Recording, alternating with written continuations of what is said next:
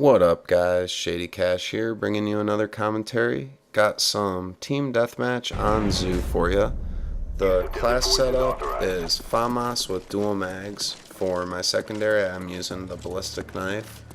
For my lethal, I had on frag grenade. For my tactical, it was Nova gas. Motion sensor was my equipment, and for perks, I was using Ghost, Sleight of Hand, and Marathon All Pro. My kill streaks I was using was the Napalm Strike, Blackbird, and Dogs. And I never did get up to my Dogs, but I'm liking that Napalm Strike, I'll tell you. I never ran it before, I never really used to, and I would still suggest that if you're going to run a lower level kill streak, probably below like a 6 or 7, I would tend to run a UAV or counter UAV just because, A, it does help out your whole team, you know, I mean, a UAV is going to help your whole team get up to their kill streaks, and, I mean, there can be matches, you know, if you guys have a UAV up in the air the entire time, it's really going to help you out a lot. Same thing with a counter UAV. Counter UAV and Blackbird are the kill streaks that always bug me, you know, no matter what classes you're running, no matter what, it's gonna affect you, you know. I mean, I pay attention to my UAV, you know. When I call one in, or when somebody calls one in, you know, I'll look, and if there's 4 red dots and there's 6 people on the enemy team, I know there's 2 people running Ghost, and that's something that I need to be aware of, you know.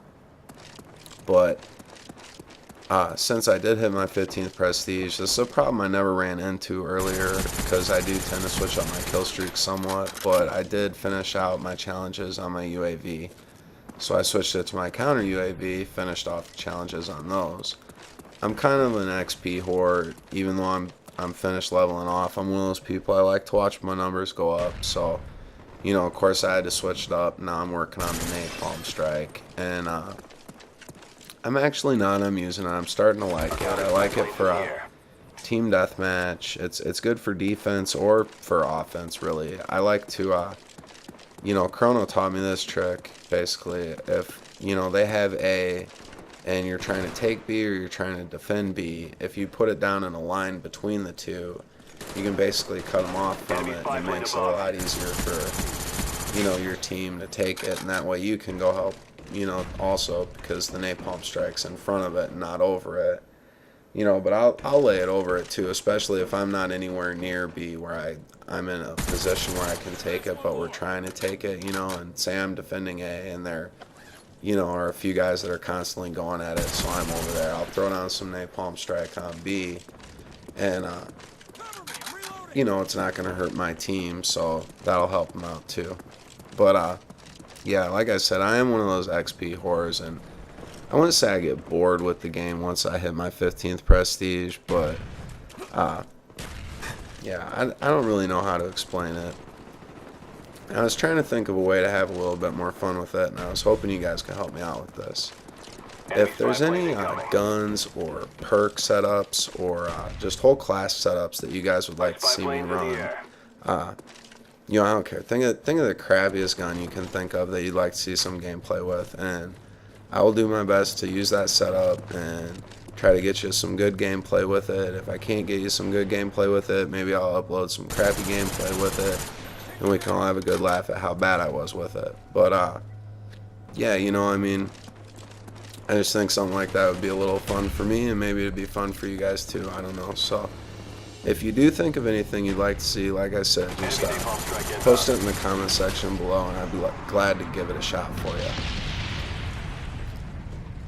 I have a pretty good round this match. I end up going 19-4, not the greatest match or anything like that, and I'm gonna go ahead and just completely blame Chrono Monkey for that. He was in this with me, and he ended up going 20 something on here. And you know, when you're playing team deathmatch, if you're on a team with a few good people, it is harder to get those higher kills, because, you know, if you got 2 other people on your team that get 20 kills and you get 20 kills, at least, you know, 15 for the other 3 dudes, that's like 5 kills each. So, you know, that's a big part of the reason that I tend to post domination games. It's just because those tend to be the games where I have higher kills in, just because there's more time to get my kill streaks off.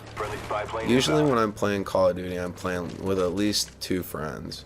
And, you know, when I'm playing Team Deathmatch with somebody like Chrono Monkey, it's just it's harder to get kills because, you know, if he's going 25 and I'm playing with somebody else and they're getting high kills, you know, a lot of times it's just like the flip of a coin which one of us is going to have, you know, just an outstanding round that time.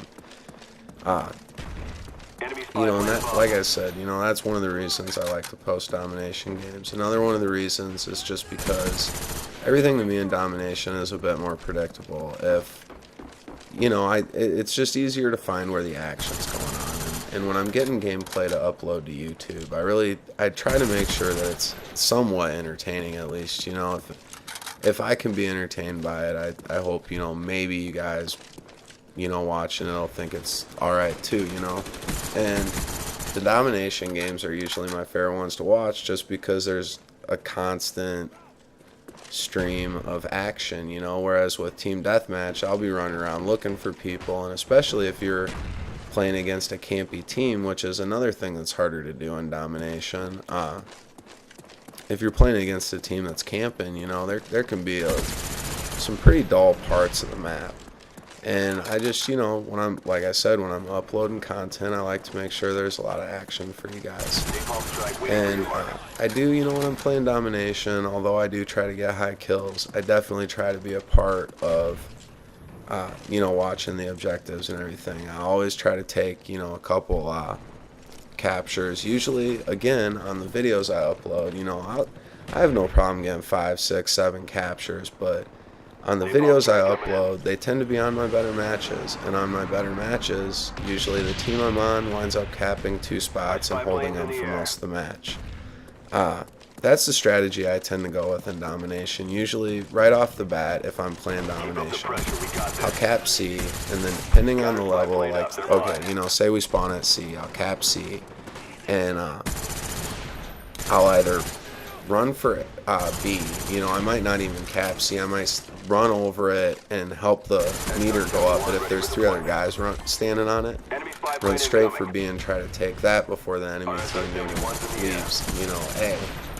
Otherwise, I'll try to run around and go to A and either cap that and make them come back off of B so my team can cap it, or if I can run into a few guys over by A and say I can get like 3 kills on my way to their cap point, you know, a lot of times you can piss them off and you can draw their attention, and you'll get 3 or 4 guys running around by whatever point they already have capped that, you know, are just trying to kill you. Meanwhile, if you're on a team with other people, and especially if you guys are communicating, it's going to make them a lot easier for the rest of them to go get that other cap point. And then from that point on, if you hold those 2, you pretty much know where they're at for the rest of the match. But, yeah, that's the commentary, guys. I hope you enjoyed it. Like I said, loving the new map pack, so I hope you guys are too. Thanks again for watching, and I hope you all have a great day. Peace.